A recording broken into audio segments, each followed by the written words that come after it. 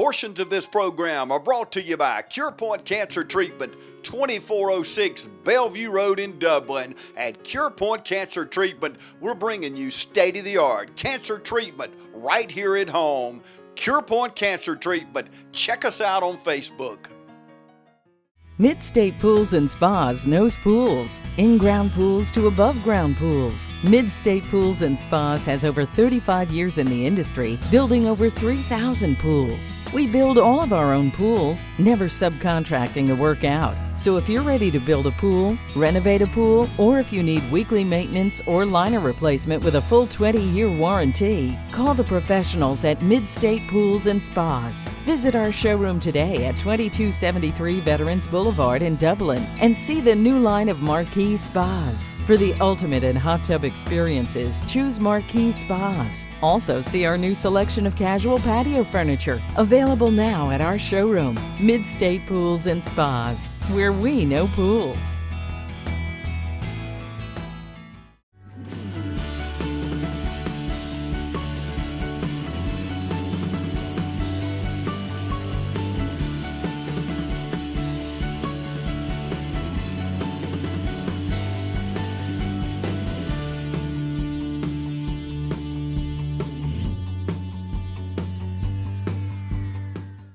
Welcome to Chamber Talk. We've got a great show for you today. It's my privilege to introduce to you Georgia Department of Labor Commissioner Mark Butler. Mark, thank you so much for joining us on the show today. Well, thanks for having me on here. Hey, I know there's a lot of questions going on folks have right now. I know we get phone calls on a pretty regular basis here at the Chamber. And people are saying, how about this? Does this count? Could you just kind of maybe start out a little bit by telling us what you guys are doing and some of the issues you guys are addressing? Well, it's actually a whole lot of issues, and some of it comes from the fact that, obviously this is, an unprecedented event. To give you an idea how unprecedented it is, the busiest month that we ever had when it comes to unemployment benefits during the recession, I believe we had somewhere in the neighborhood of about 125,000 claims filed in the month of December 2008. Okay, that was the most claims ever filed in a given month. Last week, not this past week, but I guess it's 2 weeks ago, was the first week that we have numbers for right now. We exceeded that 1 month record in 1 week. Wow. And last week, we haven't released these numbers yet, but that number is probably going to be quadrupled from the week before. So, we did 133,000 claims 2 weeks ago. The record for 1 month was 123. And keep in mind, we had over 2,200 employees during the recession because we were able to ramp up. We had, plenty of time to ramp up as the recession started rolling in. This just happened in a few weeks. And so we don't have time to ramp up. We have to do with what we have. So we got a lot of employees working a lot of long hours right now. I think the average is 10 hours. And one of the people that I work with closely, I thought she left last night at 8:00 and she actually didn't leave until 10. Wow. So I thought she, because when she texted me, she was, I'm leaving now. And I went, I thought you left 2 hours ago. Right. Because I like to keep up with them and make sure they're getting home safe, especially the ones that I'm working with and staying there late. But so we're dealing with obviously a lot of traffic, which has jammed up the phones, jammed up the email. I mean, we any given day we could be getting 60,000 phone calls with 1,000 employees, and so I know it's very hard for people to get through.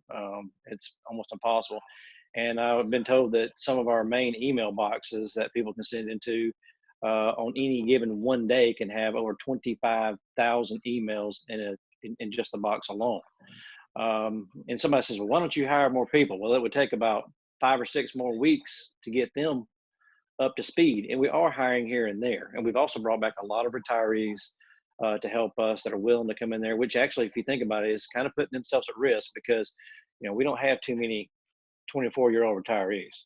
Right. And I'm not going to pick on anybody's age because I'm getting up there myself, but, and so, they're putting themselves at risk also. So with that being said, I mean, the big issues, we have issues with employers, we have issues with claimants.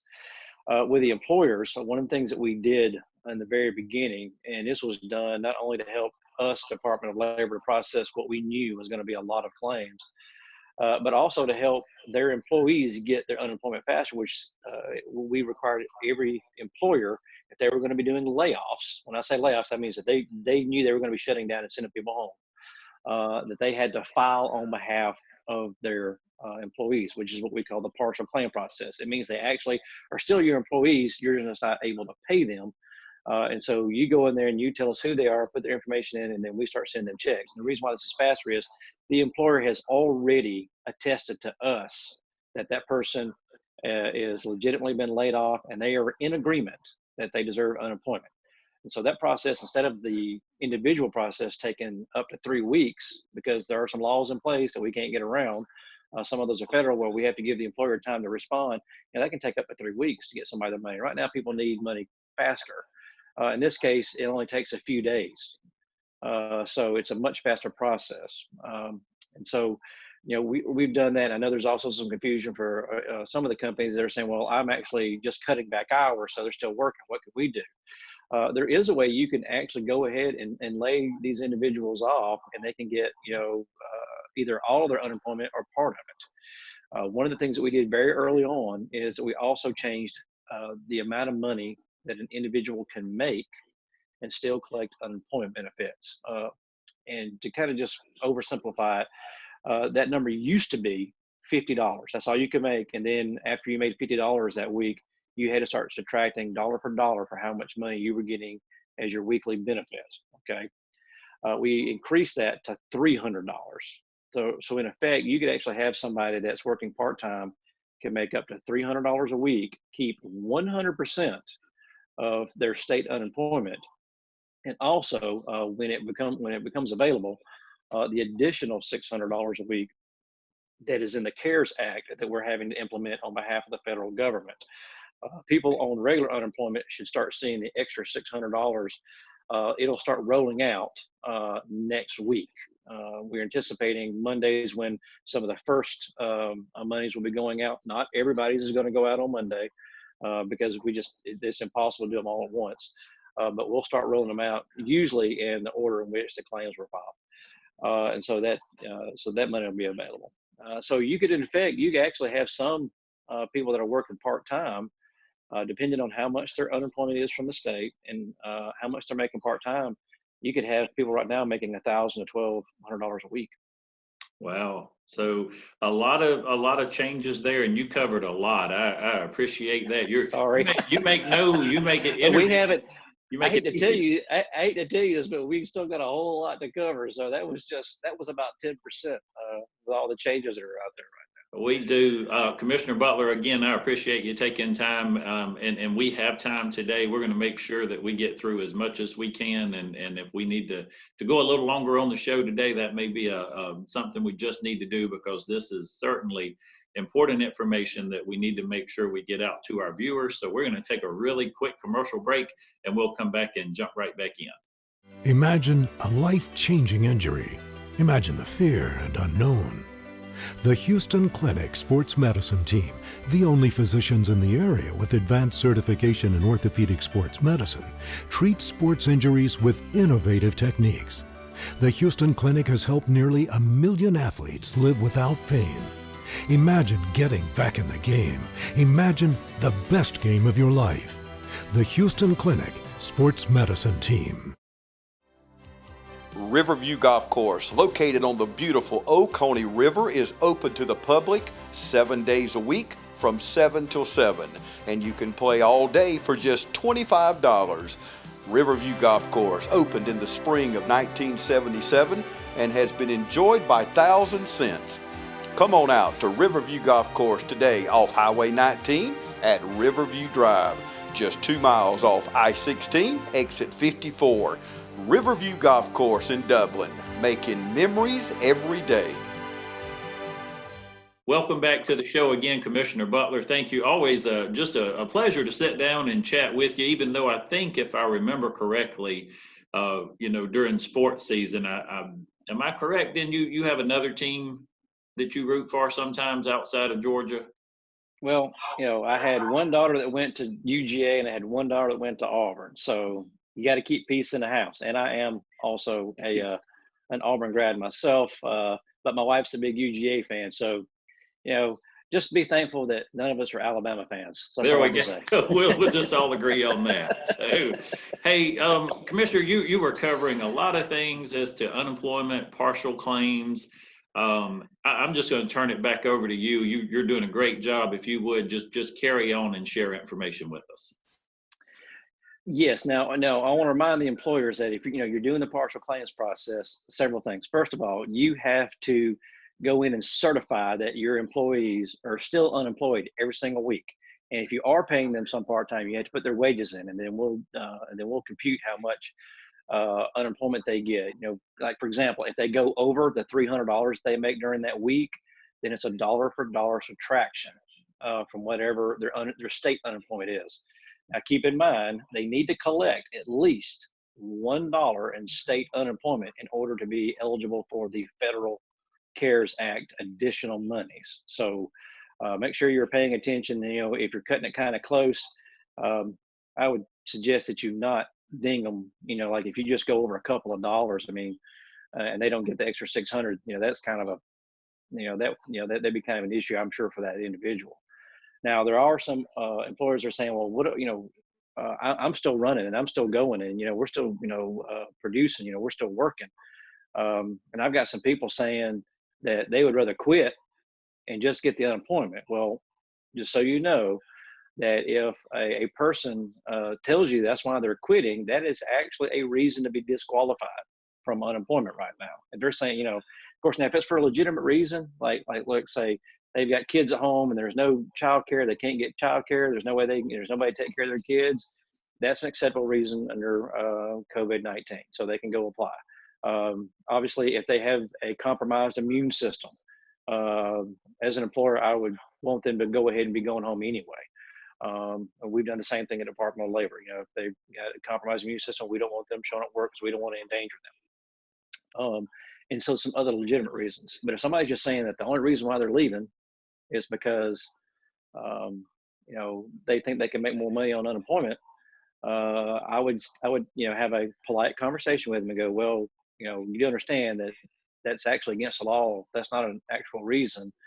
And if you quit, you're going to have to file it individually. I'm not filing for you.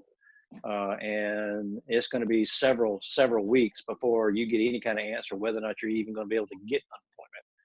And so do you have 3, 4, 5 weeks worth of income, if you're just going to walk off the job? Right. And that's obviously only for the worst actors in the situation. Obviously if they have legitimate reasons, if I was an employer, you need to work with them. If they're taking care of a sick relative that has an compromised immune system, things like that. Those are obviously legitimate. If you're just talking to somebody that says, well, I can make more money being on unemployment, then you need to remind them that, this is not just, a freebie. This is there to help people that have, situations that they can't get around. And Commissioner, as far as you mentioned staff and staffing, and of course, you guys had no way to predict that this was going to happen. And so the unprecedented amount of claims and things that you guys are handling, how are you doing? Do you feel like you guys are a day or two behind? Are you pretty much on track? How do you think things are right now? I'm sure nobody cares what's going on in other states, but now we've heard some states saying that they're already 4, 5, 6 months behind. We're not in that kind of shape. We're leaning very heavily on technology, which is kind of funny when you consider the fact that we actually have one of the older unemployment computer systems in the nation, but it's actually holding up a lot better than some of the newer ones. Also, we do all of our own programming in our system, so all the changes are done internally by our own staff.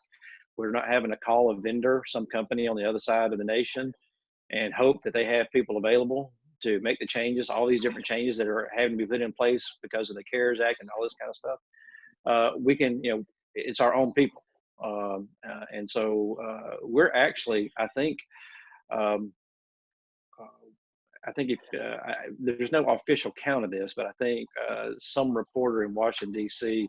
had gotten some information and said that Georgia and New York right now have processed more claims than any other state. Okay. And the comparison to New York is not really fair because there's a whole lot more people that live in the state of New York than us, and a whole lot more people that have become unemployed because of the way they've locked down New York City. Right. So I think, all in all, we're doing as best as we can possibly do. I don't have the actual numbers, but I think when we do get some numbers, you could easily see 500,000 processed claims in less than 3 weeks' time.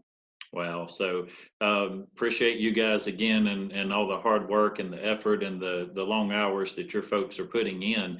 I don't know if this is even a fair question to ask, but I'm just curious. Do you have a number as far as an unemployment rate number? I know you guys post that each month. Any idea what percentage rate that might even be close to, say for the end of March? Well, we do know what March's number is, but I legally cannot say that yet because Okay. that is all. There's rule that all that's controlled by the U.S. Department of Labor. It'll be coming out next week, but it's not going to be reflective of where we are because you got to remember you had a half a month in March was really good, Mhm. and then a half of March was really bad. But you will see a significant jump in the unemployment rate. And when I say significant jump, keep in mind that typically the state's unemployment rate doesn't change that much over a month. It may change 1/10 of a point. Right. 2/10 of a point is considered a reasonably big jump, and a 3/10 of a jump would be a really big jump. I think you're going to see a much bigger jump than even that. Okay. But it's still, I think and we're going to try to do the best we can to explain it in the news release that, hey, look, we understand that you're going to see this unemployment rate and go, there's no way it's still that low. Because it's not. I mean, we know it's not, but you got to understand that's just for the month of March. And it's only a half a month. Right. Would you say comparatively, maybe to our neighbors in the Southeast, can we make a prediction or say, or are we about the same as our neighbors, or just that? I have no idea what's going on with our neighbors. I'm not keeping up with them. I got my hands full of Georgia right now, so I'm just hearing things here and there about problems different states are having, or some of the difficulties they're having overcoming some stuff. And I've been on a few calls with my counterparts around the nation.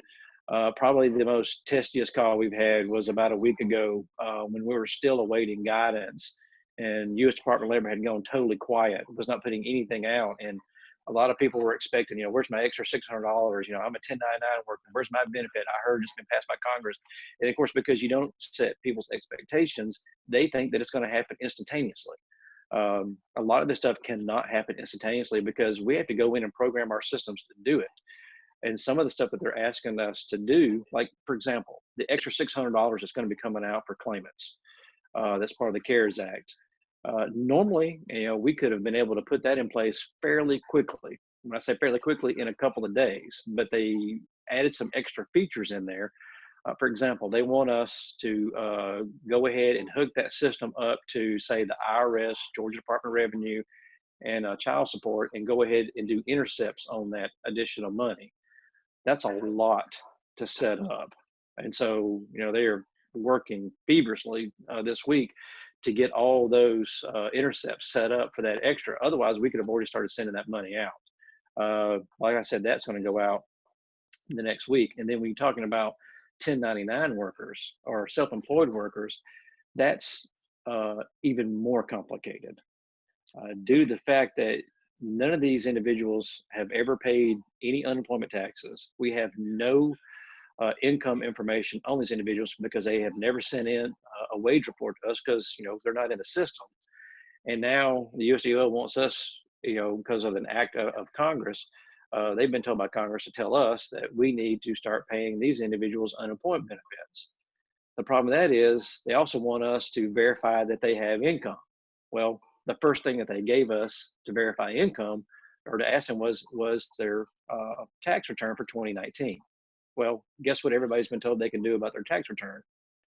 they can wait. And wait, right. And so we have a lot of people that are like, well, I Wow. haven't filed my tax return. So what am I going to do? Of course, I tell a lot of people, well, if you're ready to file it, you might want to go ahead and file it because you're going to be much easier to do if you've got a tax return. And so we had to go back to them and go, well, what about these people? Because do you not realize that a lot of people are waiting to file their tax returns because you told them they can wait? I mean, and so they are scrambling around and they're gathering a list of other types of documentation that we can use to verify income. And so we have to wait on that. And some of the things that we're hearing right now from them, we're getting it, in bits and pieces. It's going to be difficult to document digitally. And so some people that, let's say you're an individual who doesn't get a 1099. Maybe, like, for example, the best example I come up with, say you're a contract. I mean, not a contractor, but you're a self-employed photographer. And so people are just paying you directly. You're not getting a 1099 from somebody or whatever. They're writing you a check, and you're doing your stuff. So that person is going to have a lot harder time because they're going to have to show invoices and things like that, and it's going to be a paper process, unfortunately, because there's no way to really. I mean, we may can come up with an upload system where they do that, but then it's going to have to be done by hand because there's no way in the world that we can have a scanning process that's going to pick up this type of information from thousands of different types of invoices that people put out there. So it's a very difficult thing that we've been asked to do by Congress. Realistically, they should not have asked us to do this because we're not really built to do what they've asked us to. It would have been probably easier for the IRS to do because the IRS has got more information on these individuals that are self-employed than we do. And so it's an extremely big lift to build a system. And we just started on it because we just started getting guidance from them on Sunday night at 8:00 this past Sunday. And so we actually have to build a computer system, a program to handle what they've told us. And basically they've told the states, you got to figure it out. Wow. Commissioner, on the $600, the additional money that comes in, how is that calculated? Is that still determined, like you were saying, I guess on your 2019 taxes, how much money you paid in? And kind of explain the process to me, determining what amount of money that someone would receive for unemployment, and then the length of time also that those benefits could be seen. Have you got a couple of hours? Well, let's just try to work with the most simple, the most simple cases. Now, your unemployment, it's based on, we take a look at, for the last 5 quarters of income. Now, I'm talking about just W-2 employees, okay? Right. People that get a paycheck that somebody's paying unemployment tax on, because it's even going to be more complicated for the 1099 workers, okay, for us to figure out, but we're going to have to do it. But basically, they take the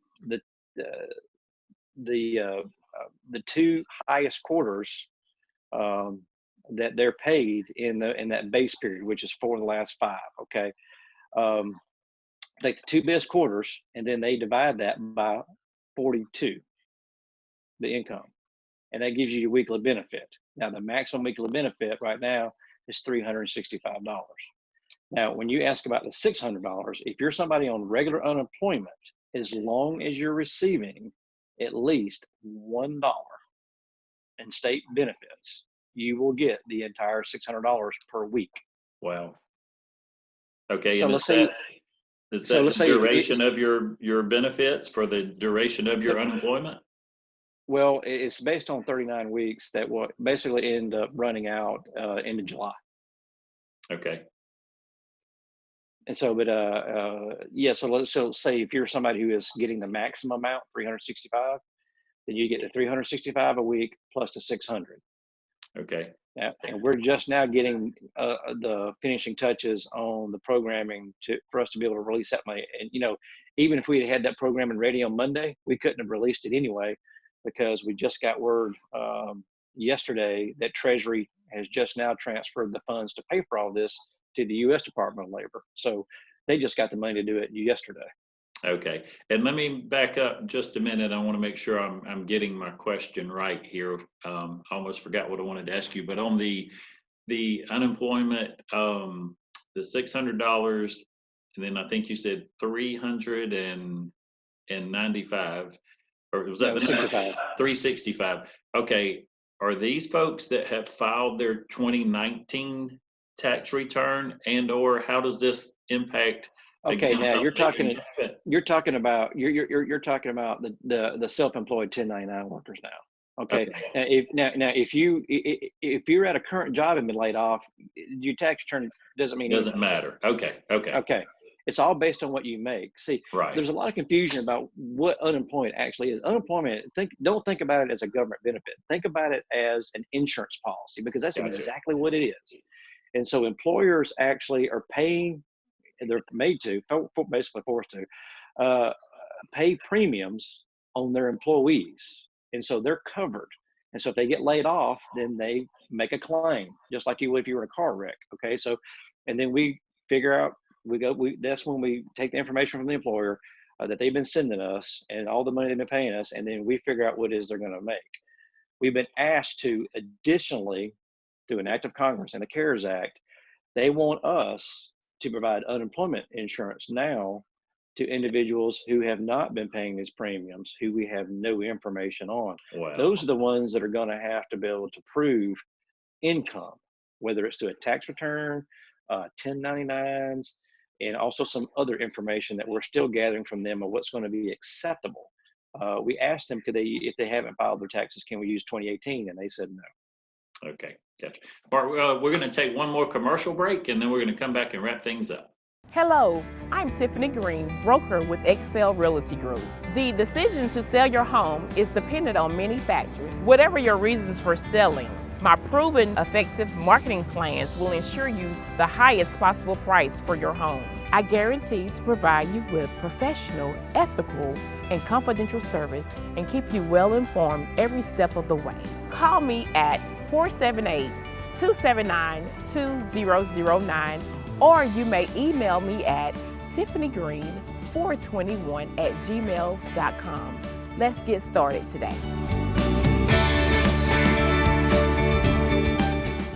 It's Chevy Truck Month at Dublin Chevrolet. Drop by Dublin Chevrolet for our tremendous Chevy Truck Month savings. Save over $4,000 on this Silverado at Dublin Chevrolet. At Dublin Chevrolet, you get more truck for your money. And more money for your truck. Pocket savings of over $4,000 on this Traverse. A great deal doesn't take luck just to visit the Dublin Chevrolet. Call, click, or come see us. Dublin Chevrolet, the only dealer you will ever need. Where's my green jacket? Welcome back to the show again, Commissioner Butler. Thank you so much. Wow, a lot of great information today. I do have one question I want to ask you. I've had several phone calls here at the office, and you alluded to this a little bit in your remarks earlier. But the question has been asked specifically: if someone comes to you as an employer and says, "Hey, I just don't feel safe coming to work," is that person going to receive unemployment benefits? I know there's a list of 4 or 5 things that you mentioned that definitely, if you're taking care of a sick person, if you have risk, but can they just come say, I don't feel safe coming to work? Well, yeah, there's actually a long list of things that can be considered excused, but now it's going to be up to the claimant to prove that if the employer decides to fight it. So it's not like the employer has to prove that they don't have an issue. It's on the claimant side. So I mean, that's going to kind of that's a judgment call. If if the person is really terrified, maybe because we all know, like, I have personal friends that are big time germaphobes. Seriously, and I mean, I'm not talking about just like kinda. I'm talking about they're the ones that that always using a napkin or something to open a door. I mean, those people right now, I can't imagine Right. the fear that they're experiencing right now. So that's going to be kind of up to them to decide on how to handle those cases, case by case. If you really have somebody who's very fearful, and it could be for several reasons, like we've had instances where somebody says, I've got kids and grandma and things like that, and I got somebody who can take care of them, but I'm afraid if I come home sick, then I'm going to infect my whole household and endanger the lives of, my mother, or, but, it's lots of things. Right. And so, yes, there is going to be some judgment calls. The one thing, but there's things you need to remember, though, as an employer. One of the things that I did at the very beginning when all this started, it's almost been, 3 weeks now, we froze everyone's current unemployment tax rate. Okay. And we're not charging individual employers' accounts for these unemployment benefits. So it's not going to affect your experience rating and any of that kind of stuff, as long as it's due to COVID-19 issues. Okay. So keep that in mind. If you're thinking, oh my gosh, these people are doing this and it's going to really hurt me, financially because my unemployment taxes are going to go up, they're not. Okay. Awesome. We've got you covered. And one more thing that I wanted to kind of circle back around on, we were talking about when we required employers to file on behalf of their employees. There's several reasons why we did that, that we mentioned earlier, about making it easier for your employees to be able to get, and also faster for them to get unemployment benefits. But also it's going to be easier on the employer when it comes time, when all this is over, hopefully here soon, and they can start ramping things back up and putting people back to work. It will be the employer that notifies the Georgia Department of Labor that they need their employees back, and we no longer need to be sending out unemployment checks because they have jobs. And so that is going to be a very strong feature that's going to help us get people back into the workplace a lot faster. Fantastic. Commissioner, if we could, to wrap up, do you have any more, maybe 1 or 2 tidbits or something you could share with our employers, just to say, watch out for these things, protect yourself, or here's how you could help your employees? Well, we get a lot of questions sent to us about the SBA loans, and that's the U.S. Department of Labor, not the Georgia Department of Labor. So one thing you got to be very careful about, if you're looking at some of these loans, there's some very strict rules about, laying people off and things like that. So be very careful. Make sure you have somebody who really knows what they're doing reading this. Make sure you don't get crossed up on it. And also, with some of the Leave Act stuff that was passed even before the CARES Act stuff, pay very close attention to that. Don't get yourself in trouble on that. That's the only thing I can say. But we know there's some trying times, and I know some of you are trying to get in touch with us and are having some hard time. Please just, be patient. If you can, try to get in touch with your local office first.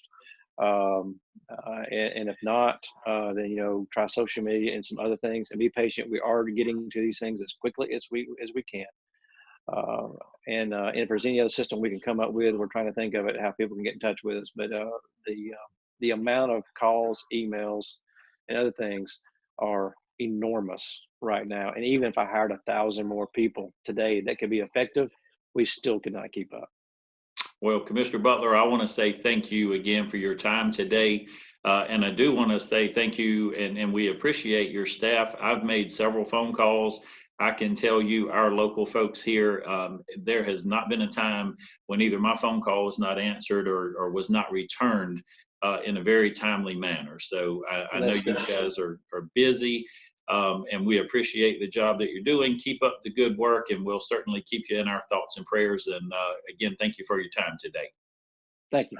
And thank you for joining us today and helping us make sure today and every day is a great day for business in Dublin and Lawrence County.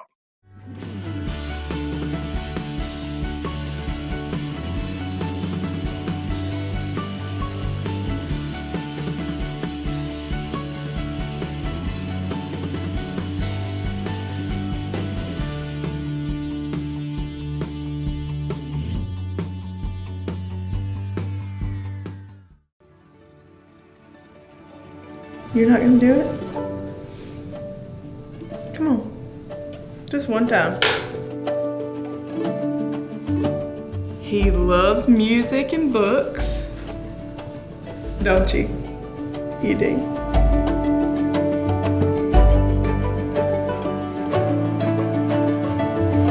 So I remember right before I was went to sleep, I was just praying, and I was like, God, please don't let me wake up to bad news about my baby. It was just a huge blessing because, I've never met these people before. This is my first child, and they were like family. What would you say to one of the nurses if they were here now? I Why'd you hold that? Because there is one over here. Oh.